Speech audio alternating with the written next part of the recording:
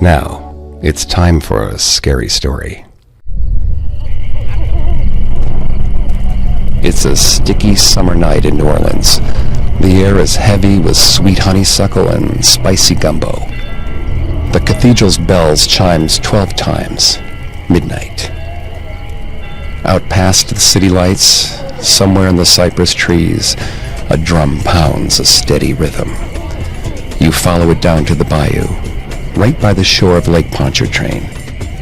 You stop right at the edge of the trees. A crowd of people dance around a bonfire, moving in a way that seems inhuman. By the light of the full moon, a woman raises a black cat above the fire. She raises a butcher knife in the other hand and slices the cat's throat open. Blood pours down her hands, staining her white dress. She tosses the cat into the boiling pot over the bonfire. The dancers move faster and faster. A flash of lightning rips across the sky. The drumming stops. The woman's head snaps around and suddenly, she's staring right at you.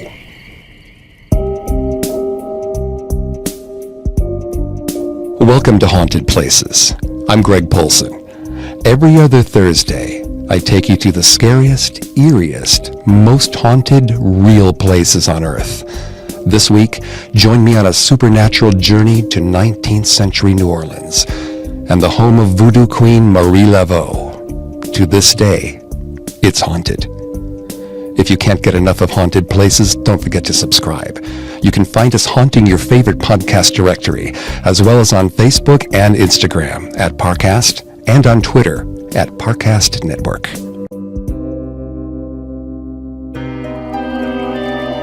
Today I'll be walking you through the home of Marie Laveau, the notorious Voodoo Queen of New Orleans in the 1800s. She was born and died in this humble cottage on St. Anne Street, and some say her spirit never left it. Accounts of Marie's cottage after her death differ from those during her life, when it was known as the most beautiful home in the French Quarter. Marie's obituary described the home as quaint, with a high, frail fence. Years after she died, an 1890 newspaper sketch of the cottage, there are no photos of the place, shows a simple abode. Wooden board floors, one chimney, a porch, few windows. More than a century ago, the Laveau family cottage was torn down, and a new home was built in its place. But as hard as they tried to erase the great Voodoo Queen's mark, the dark energies she summoned at her altar still linger in the air. Ask the people of New Orleans about Marie Laveau, and you'll get a different answer every time. She was young, old, light, dark, rich, poor, a saint, a demon. She controlled the city with black magic, or blackmail. She was a savvy con woman who played on old superstitions for profit. Yet, pictures would fly off walls when she walked past your house. Marie Laveau never allowed herself to be photographed, and her neighbors insist that the many paintings that have been done of her look nothing like the woman they remember. But they all agree on this. Her lips were as red as blood. Her long black curls were always pulled into a headscarf that folded with 7 points, like a crown. And once you saw her, you would never be able to forget her. The truth is that Voodoo Queen Marie Laveau never existed. There was Marie Catherine Laveau, and there was her daughter, Marie Heloise Euchariste Laveau. And there might have been a third woman known as Marie Laveau who has never been identified in the historical record. But the Voodoo Queen that lives in the memory of New Orleans is some combination of all of them, a legend that took on a life of its own and refuses to die. In 1798, a merchant and former slave named Catherine Henry built a small cottage on St. Anne Street in New Orleans. 3 years later, her granddaughter, Marie Catherine Laveau, was born in that same cottage. It was a 4-room wooden house with a big garden out front where honeysuckle and fig trees hung over the edge of the roof. Everyone said it was the most beautiful house in the French Quarter. But beneath the placid facade, something sinister lurked in the little house. It was the heart of Louisiana's voodoo practice, the dwelling place of ancient spirits, both benevolent and evil. When Africans were brought over to Louisiana as slaves, they were forced to adopt the religion of their French captors, Roman Catholicism. Over time, they mixed the saints and symbols of Catholicism with their traditional African rituals to form a new religion called Voodoo, which roughly translates to those who serve the spirits. Before Voodoo became infamous for black magic and spooky ceremonies, it was simply a way to keep old traditions alive in the New World. In the 19th century, most of the people in New Orleans, including Marie Laveau, were of mixed French and African heritage. They worshipped African deities alongside Catholic saints, merging the two belief systems into one religion that honored both sides of their family history. But Voodoo was more than a religion. It was a means of survival. When epidemics of yellow fever or cholera hit the city, the women of color banded together to heal the dying with African folk remedies. Plants and herbs that were long known for their healing effects took on a new significance in America, where doctors were struggling to control epidemics with Western medicine. Marie Catherine began her career as a voodoo healer when she was a young woman in the 1820s. Struck by the death and illness all around her, she studied under the local witch doctors and fever nurses to learn herbal remedies and spells that could alleviate suffering. She traveled through the muck-covered streets with charm bags of tar and brimstone. When she came across someone who was convulsing, she pulled out a match, lit the charm under their nose, and immediately the seizures stopped. Marie became so famous for her healing work that even when there was no illness going around, neighbors called on her to fix their daily problems with similar voodoo remedies. She began practicing another voodoo technique called gris-gris. Gris-gris is a type of voodoo amulet that can bring anything from good luck to painful suffering to the person who possesses it. It's often considered a form of malevolent black magic, but Marie was known to use it for good. She set up an altar in the entrance room of the cottage and covered it with candles, statues of saints, and gifts of candy and liquor for the spirits.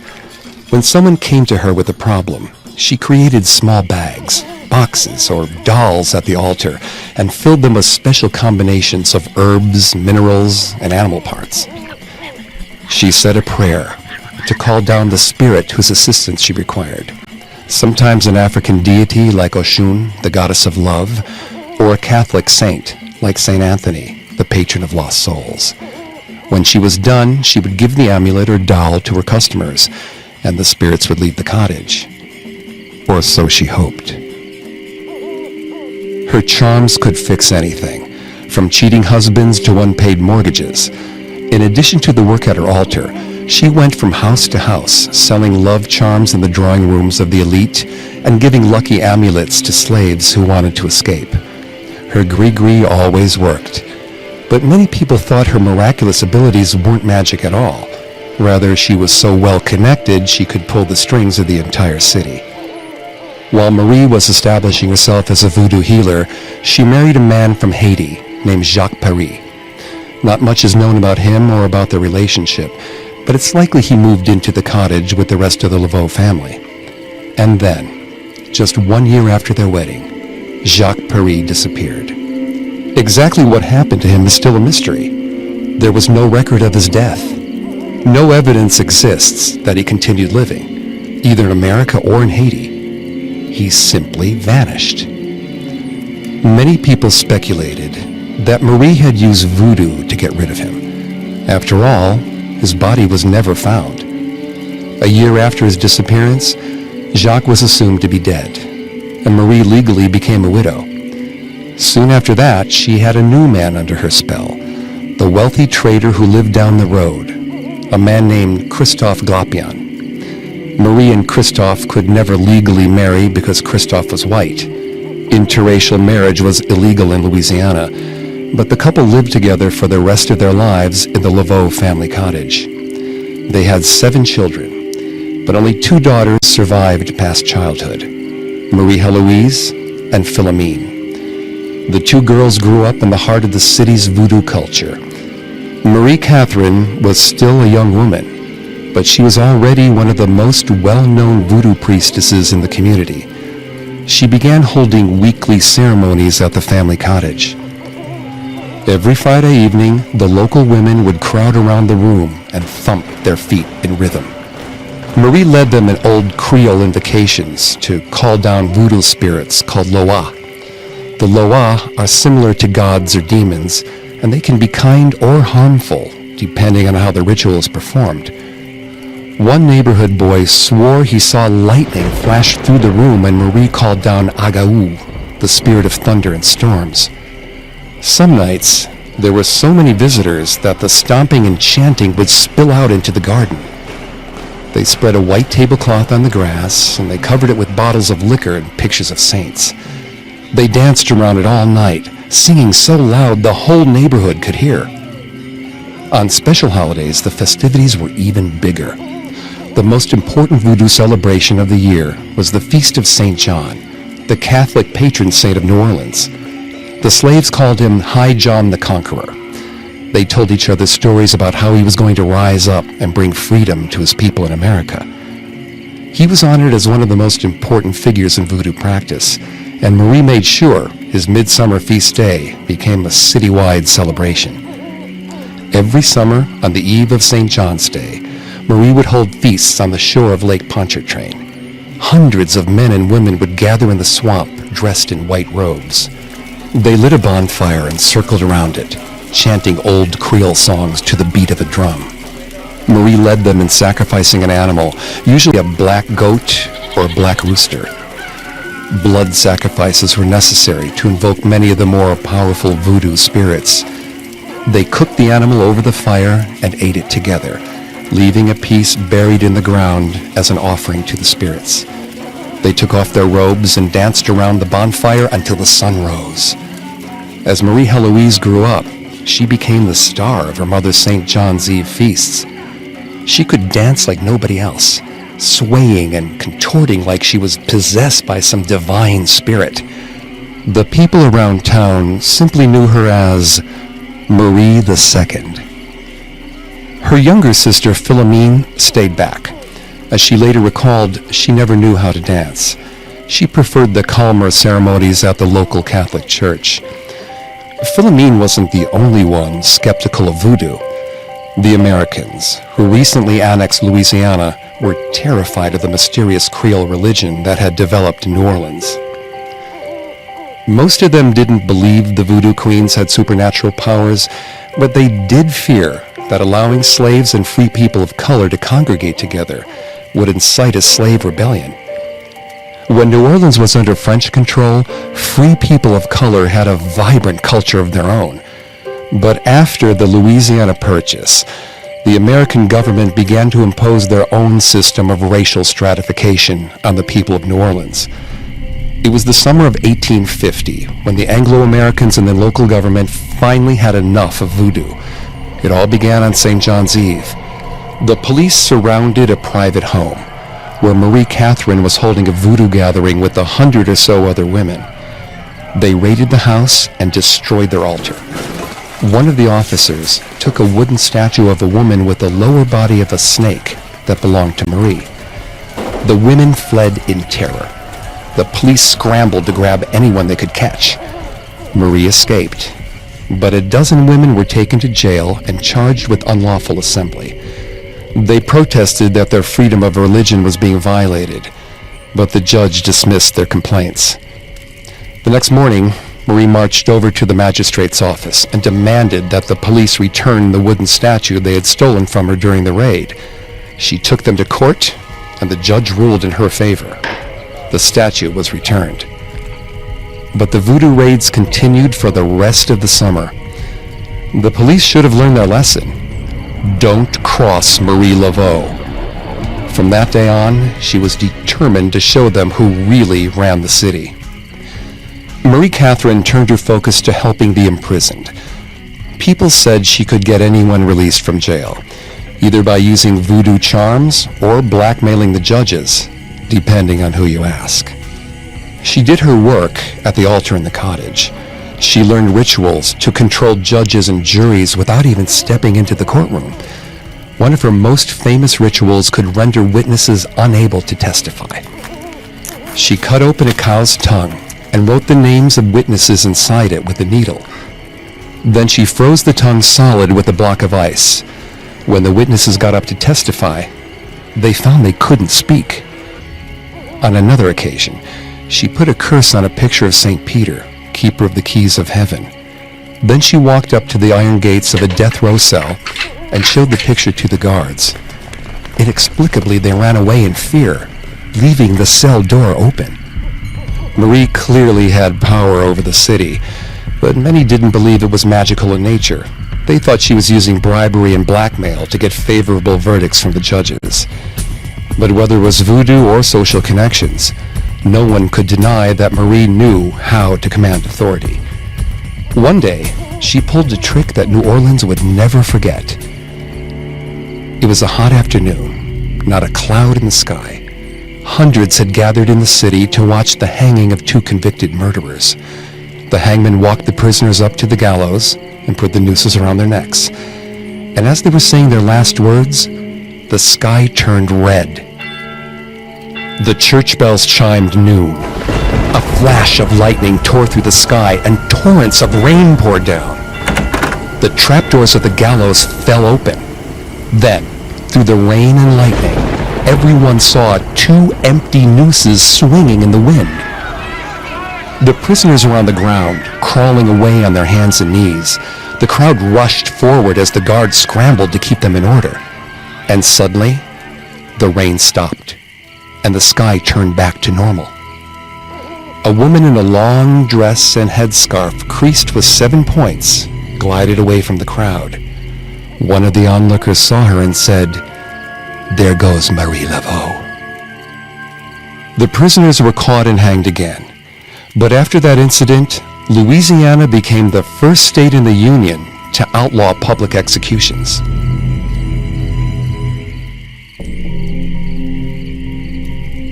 While Marie tended to the imprisoned, her daughters were growing up. Marie II still danced at the voodoo feasts, but she wasn't interested in becoming a priestess.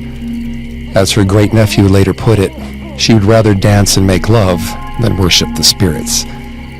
She strutted down the streets in flowing dresses and jingling gold jewelry, and she tied her long black hair under her scarf just like her mother.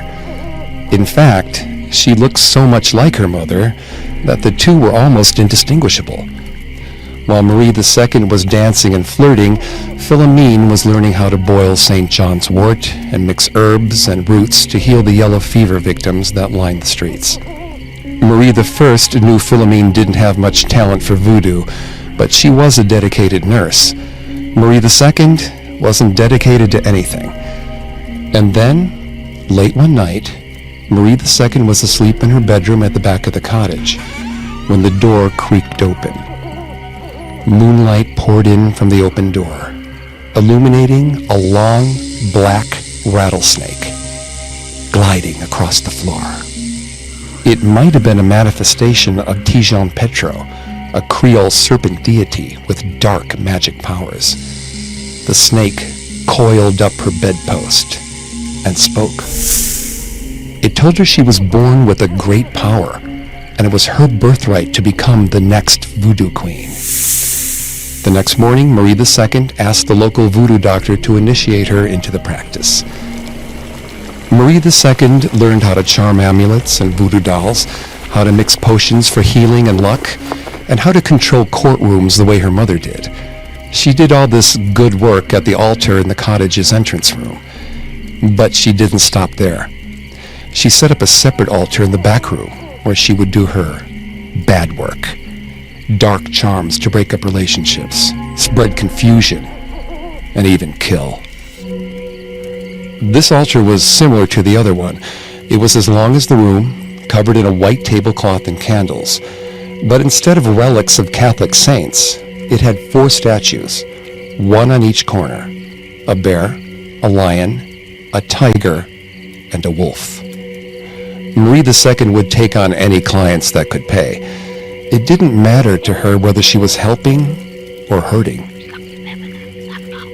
Her visitors said she would light candles and go into a trance, chanting, swaying back and forth, faster and faster, until it seemed like she was possessed. Then she stopped moving and opened her eyes. When she spoke, the voice that came out of her lips wasn't her own. Whatever spirit was possessing her called itself the Good Mother. It gave the visitors instructions on how to pray to fix their problems. Sometimes it required sacrifices of food or flowers or an animal's blood. Then the candles flickered out, and Marie snapped back into consciousness. It's not clear whether the spirit she was contacting was a benevolent goddess or a demon or something else entirely. But the visitors followed her orders without question. The back room took on a strange energy. It seemed as if evil spirits Marie II was contacting didn't want to leave. When the powerful demons possessed a body, it could turn violent in an instant. The demons wouldn't hesitate to kill the person they were possessing as a sacrifice. Sometimes it took days for a priest or priestess to regain control of their body after a possession, and sometimes the spirit never left them at all. Meanwhile, Philomene had gotten married and was having children of her own. They all lived in the cottage on St. Anne Street with the rest of the Laveaus. But Philomene wouldn't participate in the weekly voodoo ceremonies that were still held at their house. The only relics in her family's quarters were rosaries and pictures of saints. Philomene would never belong in her family of voodoo priestesses, and with the darkness emanating from Marie II's room, she no longer wanted to belong. Around this time, something strange starts happening in the recollections of Marie's friends and neighbors. When they talk about Marie Laveau, they describe a young woman bouncing down the street and dancing at the bayou. But Marie I would have been an aging woman by the 1860s. They seem to be describing Marie II, not her mother. The lives of the two Laveaus were already starting to blur into one.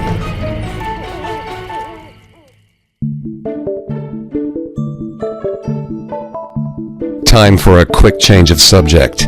I don't know about you, but if I'm listening to ghost stories, I want to be cozied up in my bed with my dog snoozing nearby and a nice warm meal to fill me up. That's why I've been using HelloFresh. With their perfectly portioned ingredients, I can cook a full, healthy meal in 30 minutes and have the rest of the evening to myself. And with HelloFresh, cooking actually becomes enjoyable when you're making something new, no matter how much experience you have in the kitchen. HelloFresh's new fall recipes and easy-to-follow instructions guarantee your meal will turn out to be delicious. Just last week, I made crispy chicken with cranberry arugula salad and garlic toast in under 30 minutes, and it was the best home-cooked meal I'd had in a long time. So when you get home from work after a long day and you just want to cozy up and listen to your favorite podcast, make sure you do it with a HelloFresh meal. For less than $10 a meal, trust me when I tell you that HelloFresh is worth it. For $30 off your first week of HelloFresh, visit HelloFresh.com and enter Haunted30. That's code Haunted30 for $30 off your first week using HelloFresh. I hope you've been enjoying Haunted Places. I certainly have. In order to produce the show and keep it free to listen to, we need to find some amazing advertisers. But we don't want just any advertisers. We want to use this opportunity to connect our listeners to products and services that you're actually interested in. To do that, we need to know a little more about you. So please go to podsurvey.com/hauntedplaces and take a quick anonymous survey that will help us get to know you a little better. That way we can show advertisers how fantastic our listeners are. Plus, once you've completed the survey, you can enter to win a $100 Amazon gift card.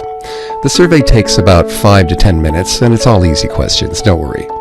And if you want to get to know each other non-anonymously, feel free to reach out on Facebook, Twitter, or Instagram. Here at Parcast, we love hearing from our listeners. Again, that's podsurvey.com/hauntedplaces. That's podsurvey.com/hauntedplaces. And you could win a $100 gift card to Amazon. Thanks for your help.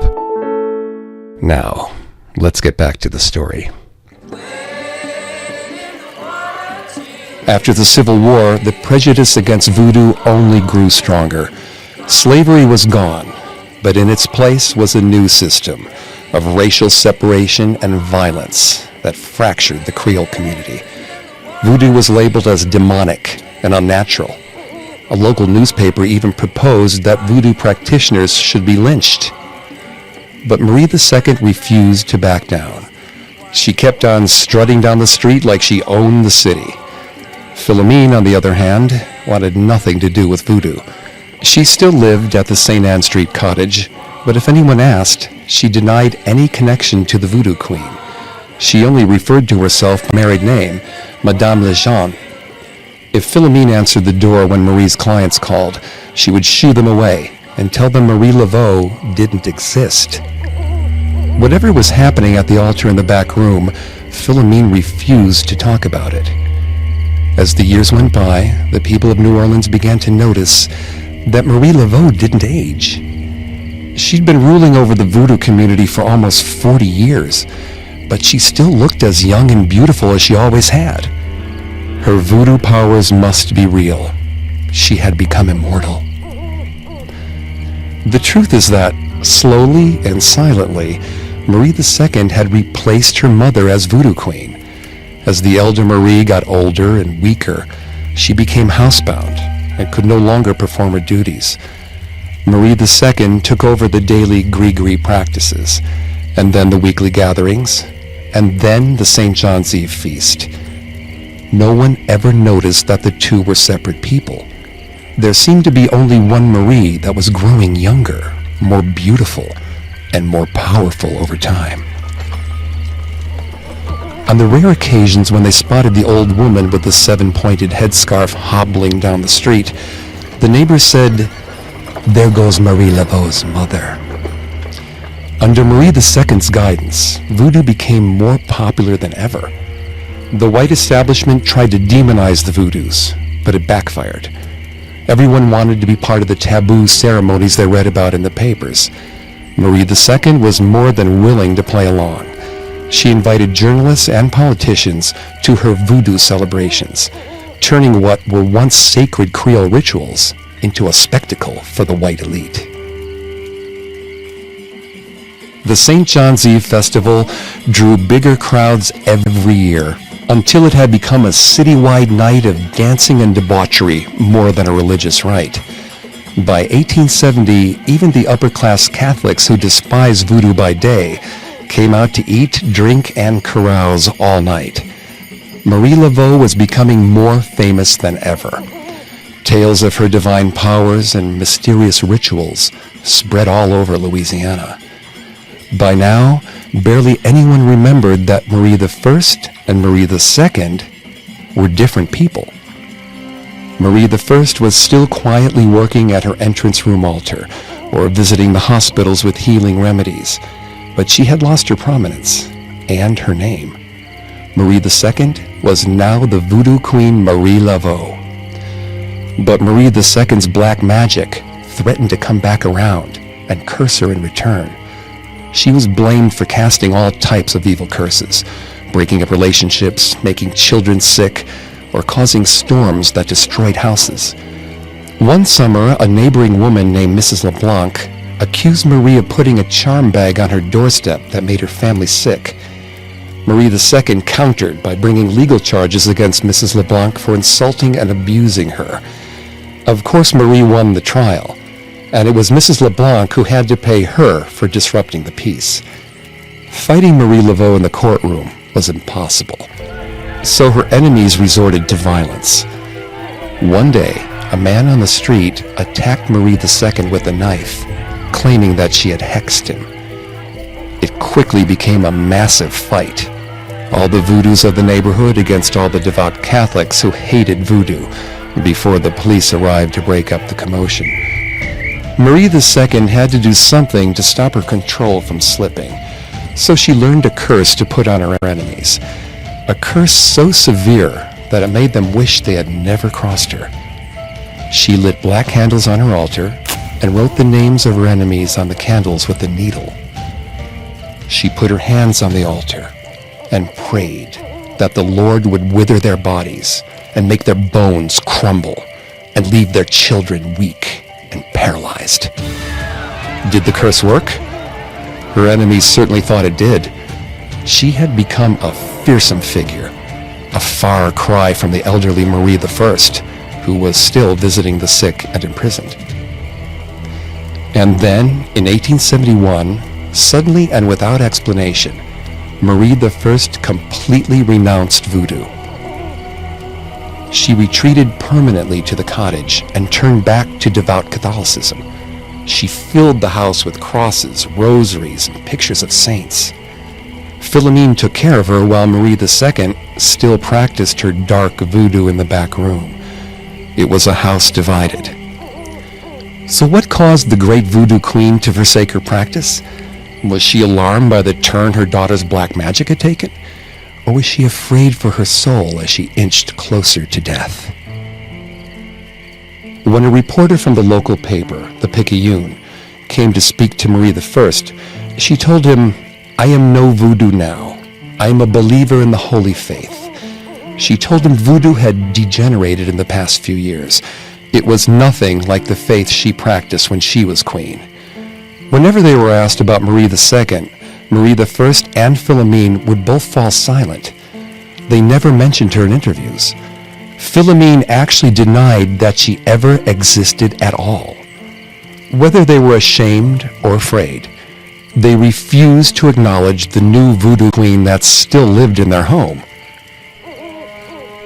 The younger Marie was still the voodoo leader in name, but she was becoming reclusive and difficult to locate. No one ever saw her away from her altar except at the annual St. John's Eve feast. She was seen so rarely that some people believed she was dead.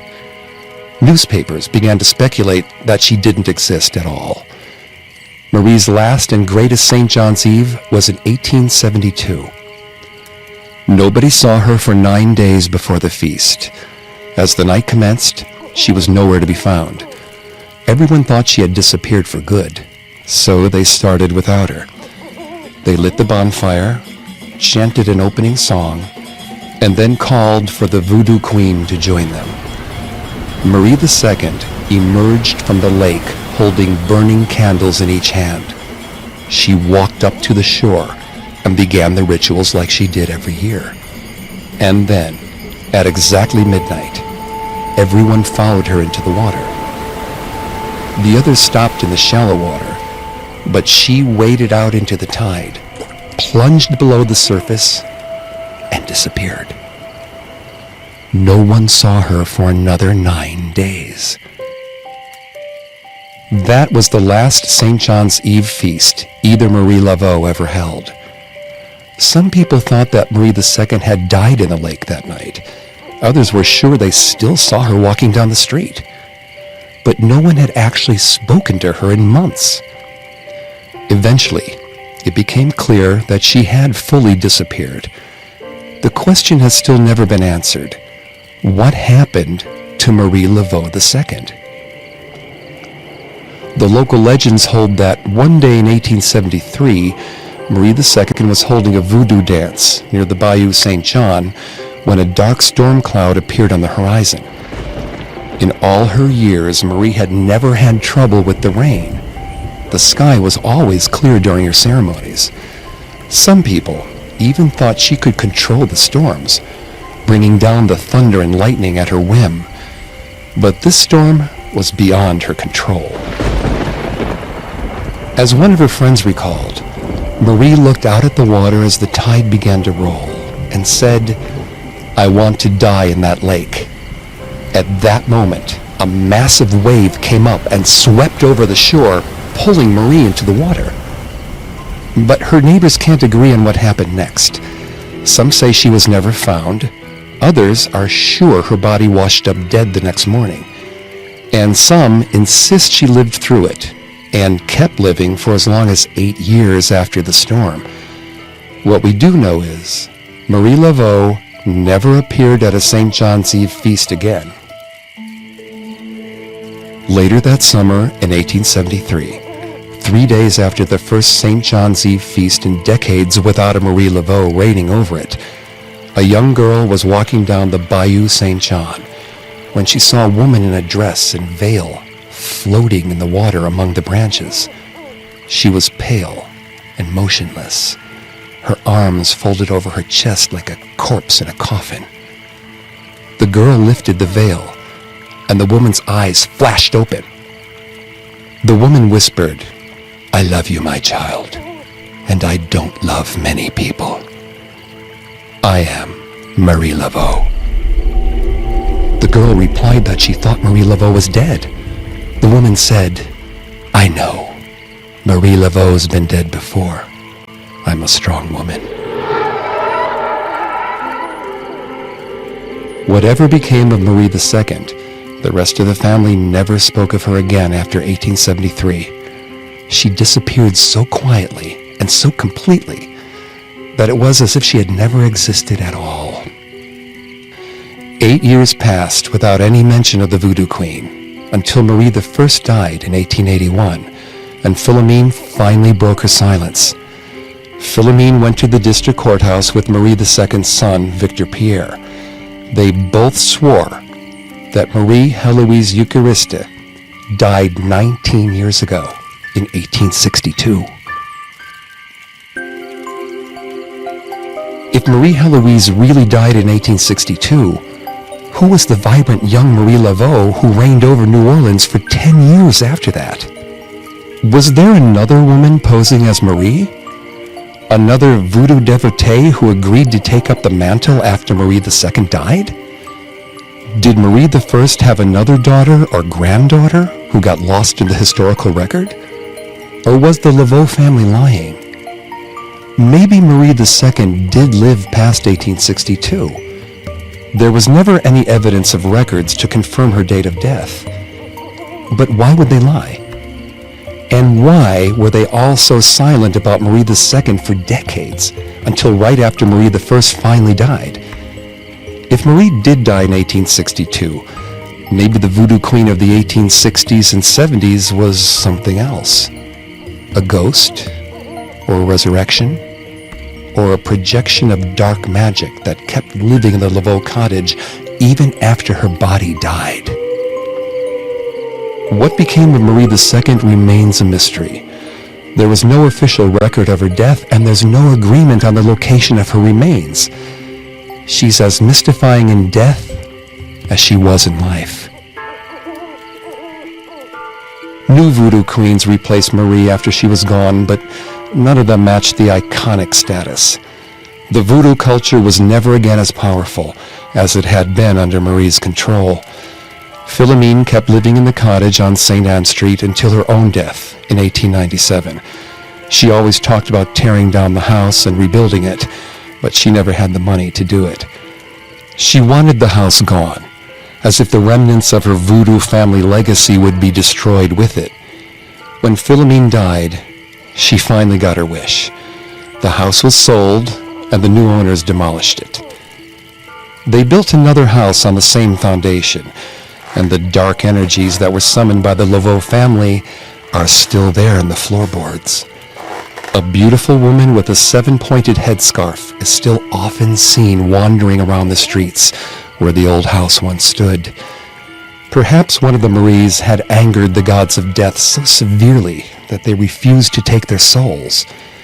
Maybe they became spirits themselves, listening and waiting to be summoned by voodoo believers. Or maybe the powerful spirits that were called down to the voodoo altar never left. Perhaps the serpent Tijan Petro or the mysterious Good Mother are still there, waiting for a new priestess to possess. A few years ago, a couple visiting New Orleans rented out the house that now stands where the Laveau cottage used to be. In the middle of the night, they heard chanting and drumming coming from somewhere nearby. They looked outside, but there was nothing there. Eventually, they realized the sound was coming from their own living room. In the morning, they found a single feather on the floor in the center of the living room. In voodoo, a single feather is a relic that brings good luck. Maybe Marie's spirit was trying to help her new visitors the way she used to help her voodoo clients. But not all of Marie's alleged hauntings are so benign. In 1956, a writer named Robert Tallant wrote a historical fiction novel about Marie's life called The Voodoo Queen. The novel took liberties with the facts, and most reviewers agree that it portrayed Marie in a negative, racist light. 1 year after The Voodoo Queen was published, Robert Tallant woke up in his home in New Orleans, poured a glass of water, and dropped dead on the kitchen floor. It might have been a coincidence, or maybe Marie's spirit wasn't happy with the way she was being portrayed. Robert had read all the first-hand accounts from the people of New Orleans. He should have known not to cross Marie Laveau. Over a century after Marie Laveau's death, the legacy of voodoo is still alive. Thousands of visitors come to the St. Louis Cemetery every year to visit the Laveau family tomb. They leave gifts of flowers, candy, or beads, hoping that the Voodoo Queen will grant their wishes. If their wishes come true, the visitors come back and mark an X on the grave. The hundreds of X marks on her tomb are evidence enough that Marie Laveau's power still reigns over New Orleans. Her body might have perished, but her spirit is too strong to die. The St. John's Eve feast is still held in New Orleans every year, although it's become more of a cultural festival than a religious ritual. If you go out on the lake on St. John's Eve, you might encounter the spirit of the first and greatest Voodoo Queen. But be careful not to summon something more sinister.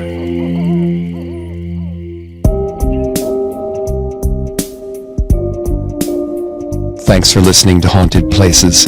Don't forget to subscribe to Haunted Places on Apple Podcasts, TuneIn, Google Play, SoundCloud, Stitcher, Spotify, or any other podcast directory. If you like what you hear, leave a 5-star review or tell us what you think on social media. We are on Facebook and Instagram at Parcast and Twitter at Parcast Network. A new episode comes out every other Thursday. Haunted Places was created by Max Cutler. It's a production of Cutler Media and is part of the Parcast Network. It's produced by Max and Ron Cutler, sound design by Ron Shapiro, with production assistance by Maggie Admire and Carly Madden. Haunted Places is written by Kate Gallagher. I'm Greg Polson. I'm thrilled to announce that Haunted Places is partnered with TuneIn. If you aren't familiar with TuneIn, TuneIn is a phenomenal podcast platform with this amazing new program for listeners called First Play. Thanks to TuneIn First Play, we're able to release episodes of Haunted Places for you a week early on their app. Yes, that means there's another episode of Haunted Places on TuneIn right now. All you have to do is download TuneIn and listen. The app and our show are both free. You can get the TuneIn app on your phone, or you can go to tunein.com and listen there too. Find all our new episodes 1 week early at tunein.com/hauntedplaces.